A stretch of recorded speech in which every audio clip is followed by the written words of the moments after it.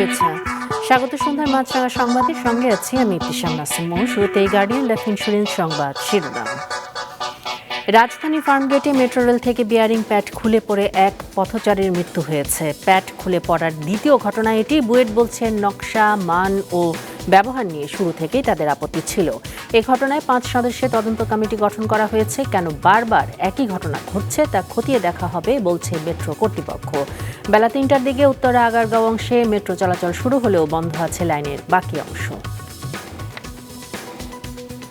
নির্ধারিত সময়ে জাতীয় নির্বাচনের তাগিদ দিয়েছেন বিভিন্ন রাজনৈতিক দলের নেতারা। এক্ষেত্রে বাধা যেন তৈরি না হয় তা নিশ্চিতের আহ্বান তাদের।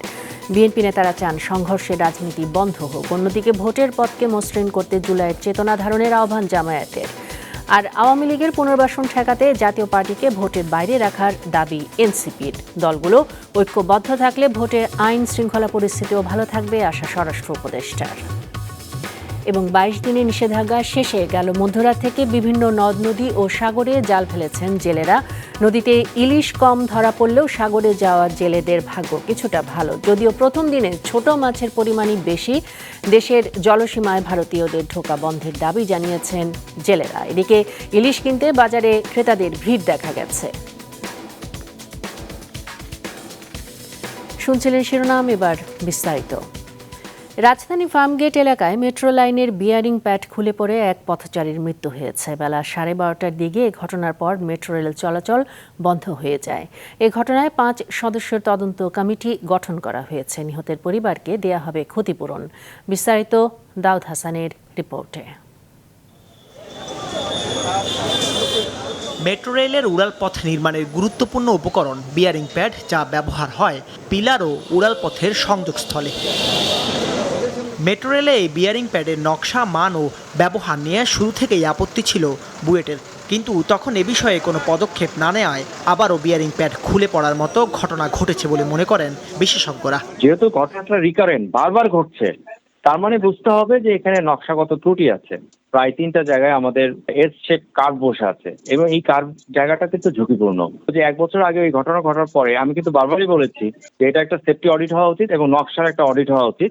এই বিয়ারিং প্যাডের তার যে আয়ুষ্কাল এবং এটার যে স্ট্রেংথের যে বিষয়, সেটা একটা বিষয়। সেখানেও একটা আপত্তি ছিল। 2-1টা বিয়ারিং প্যাড সেটা অনেকটা বাতিলযোগ্য বলেই ঘোষণা করা হয়েছিল। পরবর্তীতে এটা আবার পাশ করানো হয়েছে। তো সেটা কিভাবে পাশ হলো এটা একটু খতিয়ে দেখা দরকার। বেলা 12:15টার দিকে রাজধানী ফার্মগেটের মেট্রো স্টেশনের সামনে প্রায় 150 কেজি ওজনের বিয়ারিং প্যাড খুলে পড়ে এক পথচারীর উপর। এতে ঘটনাস্থলে নিহত হন তিনি। আর প্যাড খুলে পড়ায় বন্ধ হয়ে যায় মেট্রো চলাচল। প্রত্যক্ষদর্শীরা জানান এই ঘটনায় নিহত ছাড়া আহত হন কয়েকজন। ভয়াবহ একটা শব্দ হলো ওই টাইমে, পরে আমরা এখান থেকে দেখছি অন্য লাশ করে রয়েছে। উনি পাশে পড়েছিল আর ওইটা পাঞ্চিং করে আবার সামনে পড়ছে, আর একটা দোকানেও তছনছ করে ফেলাইছে। মানে উনি দোকানে লোক ছিল, ওনারও বুকে লাগছে, উনি হসপিটালে আছে অসুস্থ। ঘটনার প্রায় 2.5 ঘন্টা বন্ধ থাকার পর বেলা 3টার দিকে উত্তরা আগারগাঁও অংশে মেট্রো রেলের চলাচল শুরু হয়। তবে বন্ধ আছে লাইনের বাকি অংশ। এর আগে দুপুরে ঘটনাস্থল পরিদর্শন করেন সড়ক পরিবহন উপদেষ্টা ফজলুল কবির খান। এ সময় তিনি বলেন, এই ঘটনায় 5 সদস্যের তদন্ত কমিটি গঠন করা হয়েছে। পাশাপাশি নিহতের পরিবারকে 5 লাখ টাকা ক্ষতিপূরণ দেওয়ার কথা জানান তিনি। নিহতের সমস্ত দায় দায়িত্ব আমরা গ্রহণ করব, মেট্রো রেল গ্রহণ করবে। প্রাথমিকভাবে পরিবারকে 5 লক্ষ টাকা সাহায্য দেওয়া হবে, নিহতের পরিবারকে দেওয়া হবে। এরপরে নিহতের পরিবারে যদি কোনো কর্মক্ষোভ থাকে তাকে মেট্রো রেলে চাকরি দেওয়া হবে। এই ঘটনাটা কেন ঘটলো সেটার জন্য আমরা একটা তদন্ত কমিটি গঠন করেছি। মেট্রো কর্তৃপক্ষ জানিয়েছে কেন বারবার একই ঘটনা ঘটছে তা খতিয়ে দেখা হবে। তদারকি করা হয়, সবই করা হচ্ছে, ইনভেস্টিগেশন করা হয়েছে এবং এটার যে চেক করা দরকার ওটাও করা হয়েছে। অ্যাক্সিডেন্ট হয়েছে, আমাদের কাজ হলো যাতে অ্যাক্সিডেন্ট আর না হয় ওটার প্রতিরোধ করা। এর আগে গত বছরের 18ই সেপ্টেম্বর মেট্রো রেলের একটি বিয়ারিং প্যাড খুলে পড়ে। সে সময় কোনো হতাহতের ঘটনা না ঘটলেও আগারগাঁও থেকে মতিঝিল পর্যন্ত 11 ঘন্টা বন্ধ থাকে ট্রেন চলাচল। দাউদ হাসান, মাছরাঙা সংবাদ, ঢাকা। জাতীয় নির্বাচনের যাত্রা যেন কোনোভাবেই ক্ষতিগ্রস্ত না হয় সেজন্য সবাইকে সতর্ক থাকার আহ্বান জানিয়েছে বিভিন্ন দলের নেতারা। তারা বলছেন, দেশের স্বার্থে মৌলিক ইস্যুতে দলগুলো যদি ঐক্যবদ্ধ থাকতে পারে তাহলে কোনো শক্তি দেশের ক্ষতি করতে পারবে না। এদিকে এনসিপি নেতারা পতিত পলাতক আওয়ামী লীগের পুনর্বাসন ঠেকাতে জাতীয় পার্টিকে নির্বাচনের বাইরে রাখার দাবি জানিয়েছেন। সরকারি চাকুরিতে কোটা আন্দোলনের মধ্য দিয়ে উঠে আসা রাজনৈতিক দল গণ অধিকার পরিষদের চতুর্থ প্রতিষ্ঠা বার্ষিকীর অনুষ্ঠানটি হয়ে ওঠে ফ্যাসিবাদ বিরোধী রাজনৈতিক দলগুলোর মিলন মেলায়। এতে বিএনপি সিনিয়র নেতারা বলেন, দেশে ও জাতির স্বার্থে হিংসার রাজনীতির পথ পরিহার করে গণতন্ত্রের ধারায় ফিরতে হবে। এজন্য সব রাজনৈতিক দলকে দায়িত্বশীল হতে বলেন তারা। বাংলাদেশে একটা গণতান্ত্রিক অর্ডার ফিরিয়ে আনতে হবে। এখন রাস্তার আন্দোলন নয়, এখন আন্দোলন হচ্ছে জনগণের কাছে আমাদেরকে যেতে হবে। আমরা সাংঘর্ষিক রাজনীতির দিকে যেতে পারবো না, আমরা হিংসাপরায়ণ রাজনীতির দিকে যেতে পারবো না। আমরা পরস্পরের সাথে সম্পর্ক নষ্ট করে রাজনীতি করে যদি যাই, আবার সেই পুরনো কালচার আমাকে ফিরে যেতে হবে। এই জুলাই সনদ হবে জাতীয় জীবনে রাজনৈতিক সমঝোতার একটা ঐতিহাসিক দলিল, পূর্ণাঙ্গ দলিল, যা বাস্তবায়নের জন্য আমরা সবাই প্রতিজ্ঞাবদ্ধ, অঙ্গীকারাবদ্ধ।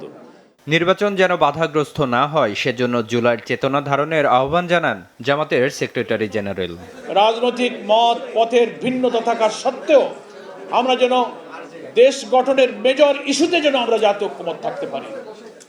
তবে আগামী নির্বাচনে জাতীয় পার্টি ও আওয়ামী লীগের অংশ নিতে দেওয়া হবে না, আবারও বলেন এনসিপির সদস্য সচিব। আওয়ামী লীগ এবং জাতীয় পার্টি আগামী নির্বাচনে অংশগ্রহণ করতে পারবে না। এই আওয়ামী লীগকে নির্বাচনে নিয়ে আসার জন্য জাতীয় পার্টির যেসব নেতারা বক্তব্য দিচ্ছেন, তারা দেশ বিরোধী বক্তব্য দিচ্ছেন, তাদেরকে গ্রেফতার করে আইনের আওতায় নিয়ে আসতে হবে। নির্ধারিত সময়ে জাতীয় নির্বাচনের তাগিদ দিয়ে বিভিন্ন রাজনৈতিক দলের নেতারা বলেন, নির্বাচিত সরকার ছাড়া সংস্কার বাস্তবায়ন সম্ভব নয়। যে এই ফ্যাসিবাদী শাসন তাকে মোকাবেলা এবং তার বিরুদ্ধে সংগ্রাম। নির্বাচনে দেরি হলে বিপর্যয় নেমে আসবে বলে মন্তব্য করেন গণ অধিকার পরিষদের নেতারা। জুলাই সনদে স্বাক্ষর হয়েছে, ঘোষণাপত্র হয়েছে, নির্বাচন আর বিলম্ব নয়, ফেব্রুয়ারিতে নয় জানুয়ারিতেই নির্বাচন দিন। কারণ নির্বাচন না হলে আমাদের জন্য সংকট অপেক্ষা করছে এবং আমাদের অস্তিত্ব হুমকির মুখে পড়বে। আমরা বিভাজিত হয়ে পড়েছি, যে কারণে আজকে সেই দিল্লিতে পালিয়ে থাকা ফ্যাসিস্ট শেখ হাসিনা এবং আওয়ামী লীগ তারা নানানভাবে নানান পন্থায় ফিরে আসার চক্রান্ত করছে। অনুষ্ঠানে জুলাই জাতীয় সনদ বাস্তবায়নের নিশ্চয়তা চান শহীদ পরিবারের সদস্যরা। ওদের জন্য সঠিক মূল্যায়ন করা হয়, এটাই আমি চাইবো। বিপ্লব হাসান, মাছরাঙা সংবাদ, ঢাকা। রাজনৈতিক দলগুলো নিজেদের মধ্যে ঐক্যবদ্ধ হলে সংসদ নির্বাচনে আইন শৃঙ্খলা পরিস্থিতি স্বাভাবিক রাখা সম্ভব বলেছেন স্বরাষ্ট্র উপদেষ্টা জাহাঙ্গীর আলম চৌধুরী। দুপুরে সচিবালয়ে আইন শৃঙ্খলা বিষয়ক কোর কমিটির বৈঠক শেষে সাংবাদিকদের তিনি আশ্বস্ত করে আরও জানান, নির্বাচনের সময় লেভেল প্লেইং ফিল্ড থাকবে। আসছে জাতীয় নির্বাচনের আগেও পরে অপরাধ দমনে সিম কার্ডের পরিমাণ কমিয়ে আনা হবে জানিয়ে স্বরাষ্ট্র উপদেষ্টা বলেন, বর্তমানে 10টি পর্যন্ত সিম কেনা গেলেও ধীরে ধীরে এর পরিমাণ ব্যক্তি পর্যায়ে 2টিতে নিয়ে আসা হবে। এতে নির্বাচন ঘিরে অপরাধ সংগঠনের মাত্রা কমবে বলে দাবি করেন উপদেষ্টা। পলিটিক্যাল তার যদি নিজস্ব সমাধান করে ফেলায় এবং জনগণ যদি সচেতন থাকে তবে নির্বাচন আলায় দিলে ভালো হবে। সিম কার্ডগুলো আমরা কমায় নিয়ে আসবো। এটা 10টা থেকে আমরা আস্তে আস্তে এটা 2টায় গিয়ে আমরা থামবো, কিন্তু এই মুহূর্তে আমরা 2টায় যেতে পারবো না, বাট আমরা আস্তে আস্তে কমায় নিয়ে আসবো। আগামী জাতীয় নির্বাচনের ভোট কেন্দ্রের তালিকা চূড়ান্ত করেছে নির্বাচন কমিশন। বিকেলে কমিশন ভবনে কমনওয়েলথের প্রাক নির্বাচনী পর্যবেক্ষক দলের সঙ্গে বৈঠক শেষে একথা জানিয়েছেন কমিশনের সিনিয়র সচিব আক্তার আহমেদ। পর্যবেক্ষক দলকে নির্বাচনের যাবতীয় প্রস্তুতি জানানো হয়েছে বলেন তিনি। এদিকে কমনওয়েলথের প্রাক নির্বাচনী পর্যবেক্ষক দল জানিয়েছে, তারা নির্বাচন পূর্ববর্তী পরিস্থিতি পর্যালোচনা করতে 31শে অক্টোবর পর্যন্ত থাকবেন। এই সময়ে রাজনৈতিক দল, সরকারের বিভিন্ন মন্ত্রণালয়, গণমাধ্যম সহ বিভিন্ন অংশীজনের সাথে তাদের বৈঠক হবে। In supporting Bangladesh in the weeks and months ahead, not just for the elections but also looking beyond the elections to the post-election phase, when we would also be looking very keenly at how we can support Bangladesh in the next governance cycle. প্রাথমিকভাবে খসড়াটা হয়েছে, তারপরে এটা আমরা প্রকাশ করেছিলাম, কিছু সংশোধনের প্রস্তাব এসেছিল, সেটাও করা হয়েছে, কেন্দ্রের চূড়ান্ত তালিকাটা হয়েছে। আসলে কি আতঙ্কিত বা দুশ্চিন্তাগ্রস্ত হওয়ার মতন পরিস্থিতি হয়েছে? আমার বিশ্বাস হয়নি। জোট করলেও নিজস্ব প্রতীকে ভোট করতে হবে, গণপ্রতিনিধিত্ব আদেশের এই সংশোধনীর সাথে দ্বিমত জানিয়েছে বিএনপি। সকালে রাজধানীর আগারগাঁওয়ে নির্বাচন কমিশন ভবনে সিইসির সাথে বিএনপি চেয়ারপারসন উপদেষ্টা ইসমাইল জবিউল্লাহর নেতৃত্বে 3 সদস্যের একটি প্রতিনিধি দল বৈঠক করে। এ সময় জোটে একটি প্রতীকে নির্বাচন করা যাবে এমন বিধান বহাল রাখতে বিএনপির পক্ষ থেকে সিইসিকে চিঠি দেওয়া হয়। পরে ব্রিফিংয়ে জানানো হয়, কোনো রাজনৈতিক দলও এ বিষয়টি সংশোধনের প্রস্তাব দেয়নি। জোট করলেও ভোট করতে হবে দলীয় প্রতীকে, এমন নিউজ দেখে আমরা বিস্মিত হয়েছি। বাংলাদেশ জাতীয়তাবাদী দল এই সংশোধনীর সাথে একমত নয় এবং এই সংশোধনী বা পরিবর্তন বিএনপির কাছে গ্রহণযোগ্য নয়। কিন্তু যখন জোটবদ্ধ হয় তখন সে তার নিজের প্রতীক নিয়ে করবে না জোটের অন্য কোনো দলের প্রতীক নিয়ে করবে, সেটা সিদ্ধান্ত নেওয়ার অধিকারও তার রয়েছে এবং সেইভাবেই নির্বাচন হয়েছে এই পর্যন্ত। মাছ ধরার উপর 22 দিনের নিষেধাজ্ঞা শেষে গত মধ্যরাত থেকে আবারও দেশের বিভিন্ন নদ নদী ও সাগরে জাল ফেলছেন জেলেরা। নদীতে তাদের জালে ইলিশ কম ধরা দিলেও ঝাঁকে ঝাঁকে ইলিশ ধরা পড়ছে সাগরে, তবে আকার ছোট।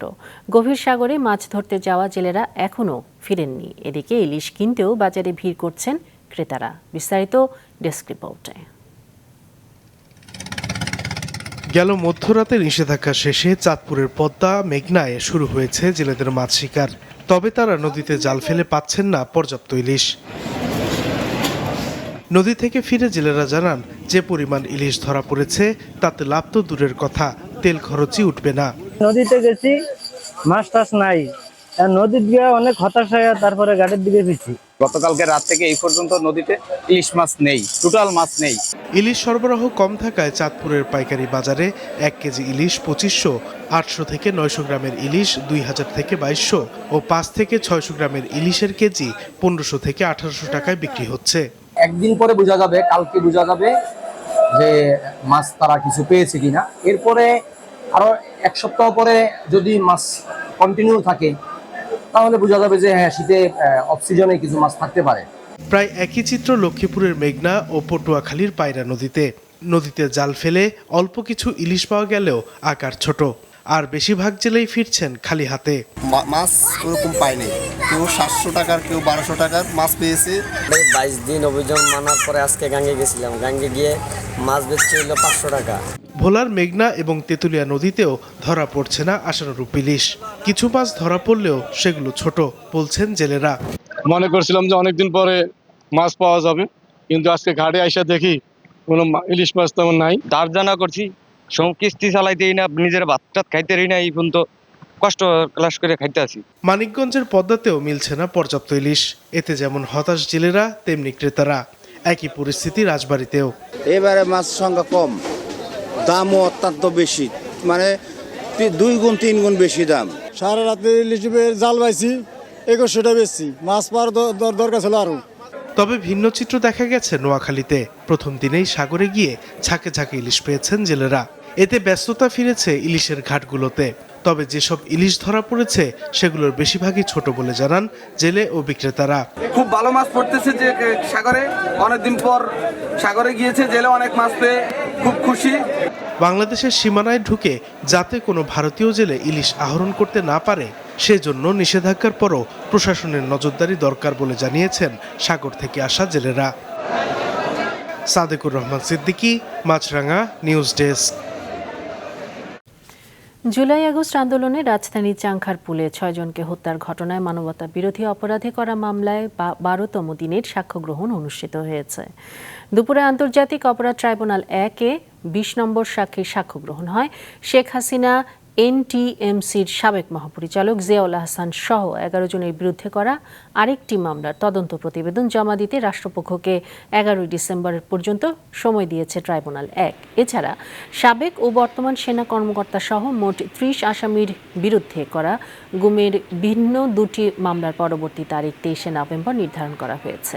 এছাড়া রামপুরায় 28 জনকে হত্যার ঘটনায় 2 সেনা কর্মকর্তা সহ 4 জনের বিরুদ্ধে করা মামলার শুনানি হবে 24 নভেম্বর।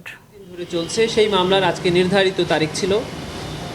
সেই মামলার গ্রেফতারকৃত আসামি মেজর জেনারেল অবসরপ্রাপ্ত জিয়াউল আহসান সাহেবকে আজকে ট্রাইব্যুনালে হাজির করা হয়েছে।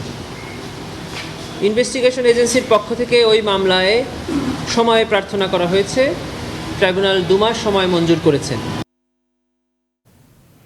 জুলাই আন্দোলনে ঢাকার যাত্রাবাড়িতে যুবদল কর্মী আব্দুল কাইয়ুম আহাদ হত্যা মামলা সহ মোট 5টি মামলায় সাবেক প্রধান বিচারপতি এবিএম খায়রুল হককে কেন জামিন দেয়া হবে না তা জানতে চেয়ে রুল জারি করেছে হাইকোর্ট। 2 সপ্তাহের মধ্যে সরকারকে জবাব দেওয়ার নির্দেশ দিয়ে রোববার বিচারপতি এএসএম আব্দুল মবিন ও বিচারপতি সগির হোসেনের হাইকোর্ট বেঞ্চ এ রুল জারি করে। এর আগে গত 24 জুলাই রাজধানীর ধানমন্ডির বাসা থেকে খায়রুল হককে গ্রেফতার করে পুলিশ। 3 মাস ধরে কারাগারে আছেন খায়রুল হক। 5 মামলায় নিম্ন আদালতে বিফল হয়ে তিনি উচ্চ আদালতে জামিন চেয়ে পৃথক আবেদন করেন।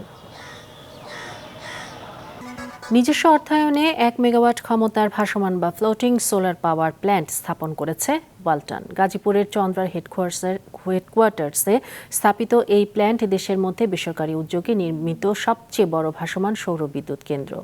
এক বিজ্ঞপ্তিতে ওয়ালটন জানিয়েছে, বাংলাদেশের শিল্প খাতের উন্নয়নে জাতিসংঘের টেকসই উন্নয়ন লক্ষ্যমাত্রার আলোকে কারখানার উৎপাদন প্রক্রিয়া, কর্মক্ষেত্র সহ সবখানে পরিবেশ বান্ধব সবুজ উন্নয়ন নীতি অনুসরণ করছে তারা। এবার আন্তর্জাতিক। মালয়েশিয়ার রাজধানী কুয়ালালামপুরে দক্ষিণ পূর্ব এশীয় আঞ্চলিক জোট আসিয়ানের 47তম সম্মেলন শুরু হয়েছে। আজ থেকে শুরু হওয়া 3 দিনের এই সম্মেলন এখন বিশ্ব কূটনীতির কেন্দ্রবিন্দুতে পরিণত হয়েছে। সম্মেলনের আনুষ্ঠানিক উদ্বোধন করেন মালয়েশিয়ার প্রধানমন্ত্রী ও আসিয়ান চেয়ার আনোয়ার ইব্রাহিম।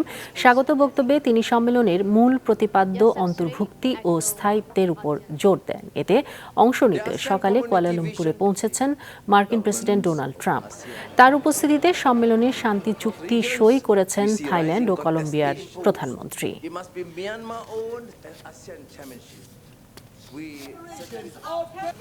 সন্ধ্যা সংবাদ শেষ করব, তবে যাবার আগে গার্ডিয়ান লাইফ ইন্স্যুরেন্স সংবাদ শিরোনামগুলো আরও একবার। মেট্রো রেলের বিয়ারিং প্যাড খুলে পথচারীর মৃত্যু, আগারগাঁও মতিঝিল অংশে মেট্রো বন্ধ, প্যাডের মান ও ব্যবহার নিয়ে আপত্তি ছিল বিশেষজ্ঞদের। সংঘর্ষের রাজনীতি বন্ধ চায় বিএনপি, ভোটের পথকে মসৃণ করতে জুলাই চেতনা ধারণের আহ্বান জামায়াতের, জাতীয় পার্টিকে ভোটে চায় না এনসিপি। এবং নিষেধাজ্ঞার পর ইলিশ ধরা শুরু, নদীতে কম ধরা পড়লেও সাগরে পাওয়া যাচ্ছে প্রচুর ছোট মাছ, জলসীমায় ভারতীয়দের ঢোকা বন্ধের দাবি জেলেদের। এই ছিল সন্ধ্যার সংবাদে। ফেসবুকে আপডেট পেতে ভিজিট করুন মাছরাঙা টেলিভিশনের পেজে। ইউটিউব চ্যানেলেও দেখতে পারেন আমাদের সংবাদ, প্রতিবেদন এবং অনুষ্ঠান। দর্শক, রাস্তার ধুলো ও ধোঁয়া ফুসফুসের ক্ষতির কারণ হতে পারে, তাই জীবাণু ও ফুসফুসের সংক্রমণ থেকে সুরক্ষিত থাকতে ব্যবহার করুন ফেস মাস্ক। এতক্ষণ সঙ্গে থাকার জন্য ধন্যবাদ জানিয়ে আমি ইফতিসাম নাসিম মৌ শেষ করছি সন্ধ্যার মাছরাঙা সংবাদ। এই দিন এইভাবে।